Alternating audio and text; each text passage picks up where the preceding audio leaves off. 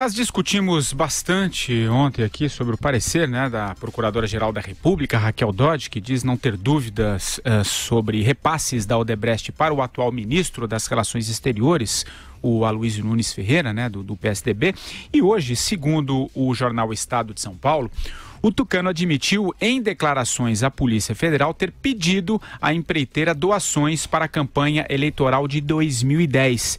Ele também assumiu ter se reunido no Palácio dos Bandeirantes, aqui em São Paulo, com o delator, o Carlos Armando Pascoal, o CAP, que o acusa de receber R$500 mil em Caixa 2 por meio de 2 repasses. O depoimento ocorreu no dia 3 de maio. O tucano nega que durante os encontros tenha tratado sobre irregularidades, Vera Magalhães. Só lembrando que esse caso é relatado pelo ministro do STF, o Gilmar Mendes.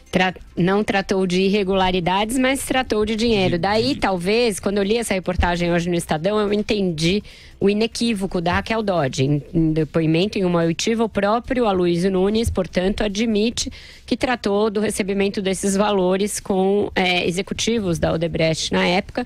Daí porque ela deve ter usado o adjetivo que a gente discutiu aqui na edição de ontem, do 3 em 1, nessa petição que ela fez. Ainda assim, há que se continuar a investigação. Ela mesma determinou novas diligências, determinou que ele volte a ser ouvido para esclarecer algumas informações conflitantes, entre elas essa questão da contrapartida, se houve alguma contrapartida a esse recebimento, de que forma foi feito esse pagamento. Agora, se ficar configurado que o ministro recebeu recursos da Odebrecht e eles não foram registrados como doação eleitoral, aí ele se complica. Ele entra pelo menos num Caixa 2, Pelo menos num Caixa 2. A gente discutia aqui há alguns dias se o Supremo vai considerar ou não aquelas doações que são registradas, mas que, segundo os delatores, configuram propina disfarçada. Esse caso não é nem isso, é o Caixa 2 puro e simples ou uma propina pura e simples. Então, me parece uma situação delicada para o ministro Aloysio Nunes. Vamos ver como ele vai sair dessa. Andreasa. Que coisa, Patrick Santos? A gente faz uma análise das contas de campanha. Serve 2010, serve 2014, se voltar 2006, 2002... Não é nenhuma novidade o que eu vou dizer agora, mas é incrível, é praticamente onipresente o Caixa 2, O Caixa 2, inclusive, eu teria falado isso ontem, mas o programa acelerou.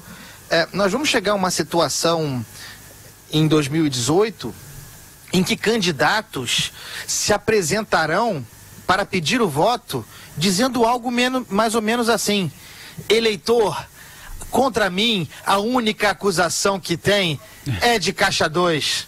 É um crime eleitoral. Vote em mim, porque o meu adversário recebeu propina. Está aí, bandido. Nós teremos um cenário assim. A disputa se dará entre candidatos que se valeram de Caixa 2. Isso é fato. O que houver de exceção é irrisório, é inacreditável esse cenário, mas é o que nós temos. Marcelo Madureira.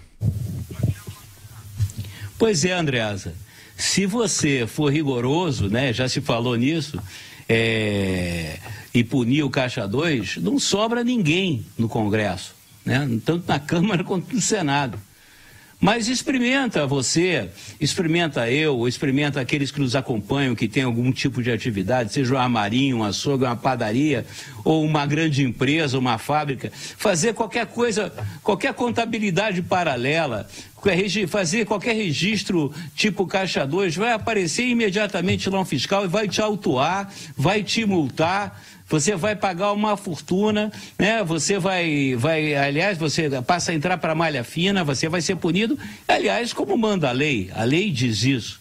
Agora, já se tem esse discurso, para 2018, de que o Caixa 2, ou mesmo o Caixa 3, são um crime de só menos, Não são assim tão graves, afinal, todo mundo faz, todo mundo fez, não tinha outro jeito. isso é inexplicável, não tem como, né? Justamente por esse motivo que eu estou dando aqui. Se qualquer cidadão brasileiro, né, normal, comum, for fazer isso na sua vida profissional, privada, as regras duras da lei, para todos.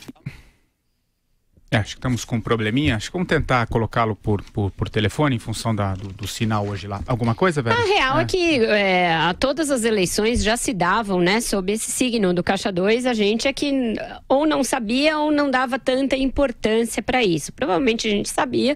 É mais ou menos como a declaração do Torquato Jardim sobre a Polícia do Rio.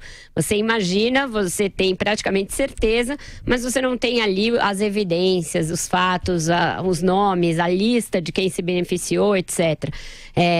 Nesse caso, o Caixa 2 acho que sempre existiu, sempre vigorou, e a gente não dava tanta bola para isso, passou a dar depois que a Lava Jato revelou que esse esquema, na verdade, tinha uma grande contrapartida de empresas e de enfim, contratos com o poder público, né?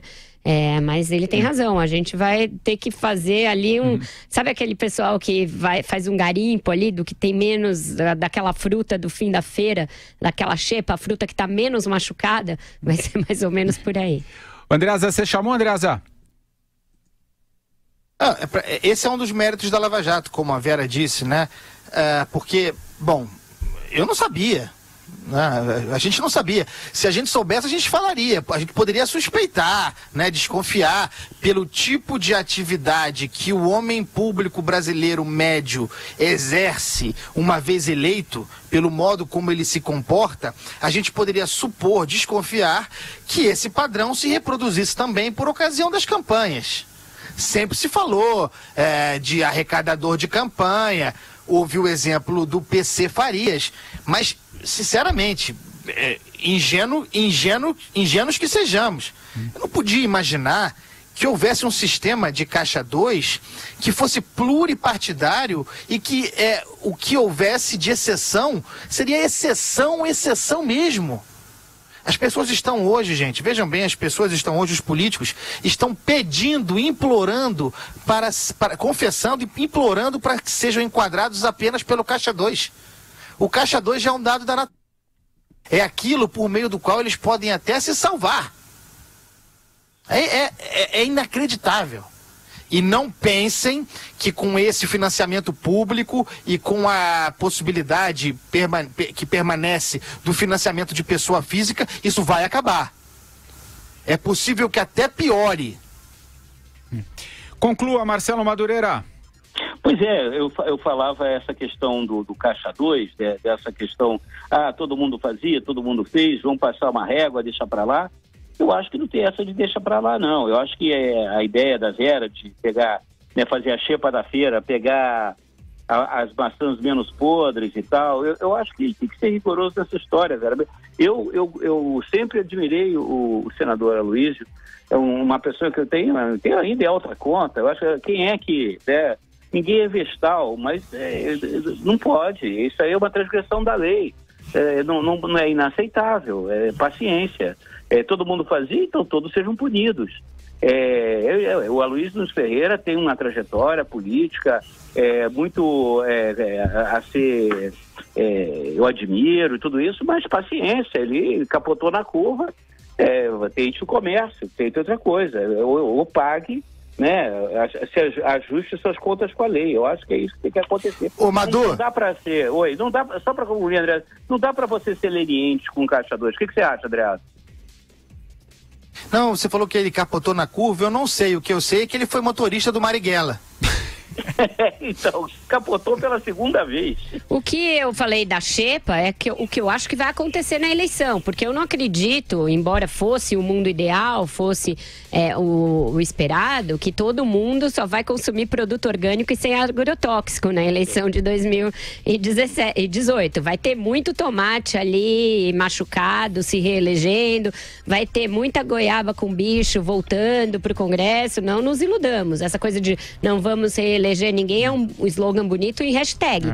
Mas não vai funcionar dessa maneira, porque a gente sabe que esses deputados, esses senadores, os governadores, etc., eles têm seus currais eleitorais, eles têm partidos por trás deles com força, capaz de reelegê-los. As regras foram feitas de forma a que aqueles que já estão nos cargos tenham benefícios na hora de se reeleger, tenham mais facilidade na hora de se reeleger. Então eu acho que vai acabar sendo isso. Aqueles que tiverem flagrantemente bichados e estragados vão ser deixados de fora. Os que tiverem mais ou menos machucados, com escoriações leves, são capazes sim de se reeleger nessa base do menos pior que o Andreasa falou. Eu acho que a realidade política, o pragmatismo vai apontar por aí. Eu vou tentar só votar em candidato orgânico. Vamos ver se vai ter. É verdade. Não tem, Vera? Não tem, né? Você sabe? Não, você sabe que a agricultura orgânica não é capaz de alimentar toda a população. Da mesma forma, o voto orgânico. Não há voto orgânico. Não há voto orgânico suficiente. O brasileiro terá de votar no menos corrupto em 2018 e será a glória do establishment. É isso aí. Fala, Amador. Não, só para corroborar, concordar com o Andreasa. A agricultura orgânica é incapaz de alimentar a humanidade. Vai faltar batata e pepino e abacaxi para o brasileiro descascar, infelizmente. O Marcelo de Souza aqui no nosso chat fala, mas temos que tentar pelo menos substituir a metade dessa classe política, Vera Magalhães. Eu acho que é isso. Acho que se conseguir uma renovação de 40%, já vai ter sido uma vitória. Normalmente ela não passa de 30%. Eu acho que ela tende a ser maior em 18%. Eu acho que se a gente for aumentando o grau de renovação paulatinamente, é um sinal de amadurecimento político do país. 40% você acha possível, Andreasa? Eu acho possível, realisticamente falando, mas ainda que seja isso, representará uma frustração para a população que está acreditando que esse momento de caça às bruxas que nós vivemos desaguará numa renovação maior dos legislativos. Não será assim. Então, se chegarmos a 40%, porque a média é 30%, comemorem, mas eu acho que não. Madu. Patrick, vai depender se permitirem ou não as candidaturas independentes. Caso permita-se o candidato independente, eu acho que você consegue uma renovação maior. Eu acho que isso não vai fazer diferença nenhuma. Primeiro que eu acho que não vai passar. Segundo que eu acho que os candidatos independentes seriam uma votação de candidato hipster ali, e votados no nosso meio só, sem capacidade de se reeleger, principalmente porque sem força partidária. Vamos à nossa última... Oi, conclua, Amador, por favor. Não, só eu duvido hoje, Vera, dessa chamada força partidária aí. Você se refere certamente à máquina partidária. Isso aí tem peso, Amador, num país como o Brasil. Mas, Vera, qual é a pessoa de bem, uma pessoa de princípios que vai querer se filiar a participar da vida partidária desse partido que estão aí? A gente não precisam ser de bem nem de princípios, mas vão se eleger. A realidade é essa, no rincão, é esse partido que chega, que fala com as pessoas. A nossa política é toma lá da cá, né? Não existe almoço grátis.